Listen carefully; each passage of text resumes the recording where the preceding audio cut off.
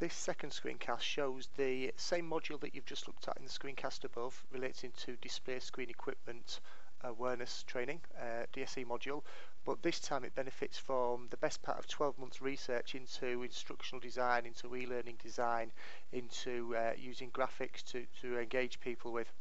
You can see it looks very different this time. The corporate branding is gone, the same old typical e-learning structure is gone. Instead of what I've tried to do is to use imagery and to use backgrounds that relate to most of the environments in which our DSE users work, which is an office type environment. So we've got cork boards, we've got desktops, we've got open plan offices, and hopefully this makes the subject a little more relevant to them, and it's not too corporate, it's not too branded. The navigation has changed as well. We very rarely have any next buttons.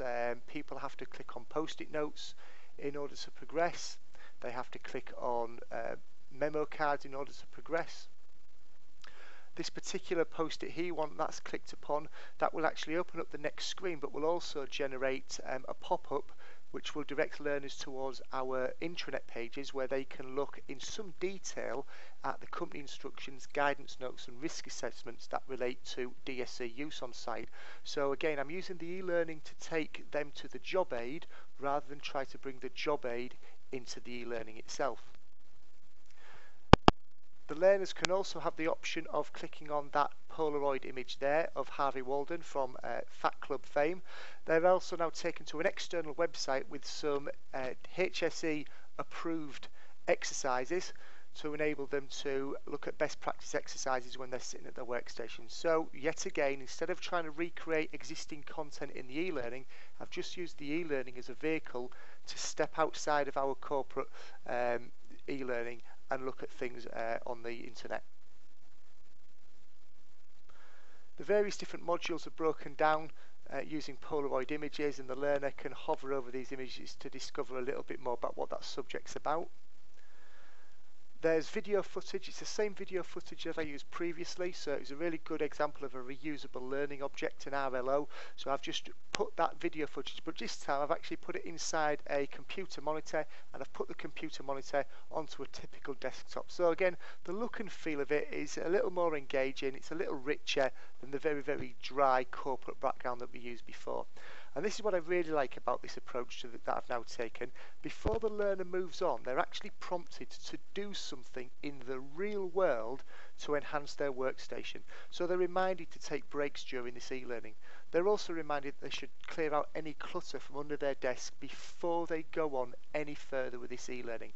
So hopefully by the end of the module itself, not only have they learnt, acquired knowledge from the e-learning, they've also actually put it into practice at their desk themselves. I've used scenario type based questioning to get the learning across. If the learner answers incorrectly, then they're given a little nudge, a little prompt. They're perhaps, the context of the question is made a little clearer. Every wrong answer that they get, they're redirected back to the question again, and hopefully before long they get the right answer. They're told why it's the right answer, they acquire the learning, and they can then move on. This time I got it right first time, clever old me. And I can now move on to the next subject area itself. Again, more video footage, and yet again more examples of the learner having to do something in the real world right there and then in order for them to progress on. Now there's obviously no way of the e-learning being able to check whether they've done that, but as we're promoting individual responsibility for learning, we're hoping that the learners are engaging with this and are making sure that they set their workstation up before progressing. In this particular example here, I've actually used a screencast and saved it within the actual e-learning itself, almost as a TV type movie. And this screencast reminds the learners of the importance of visiting this external website to look at the exercises.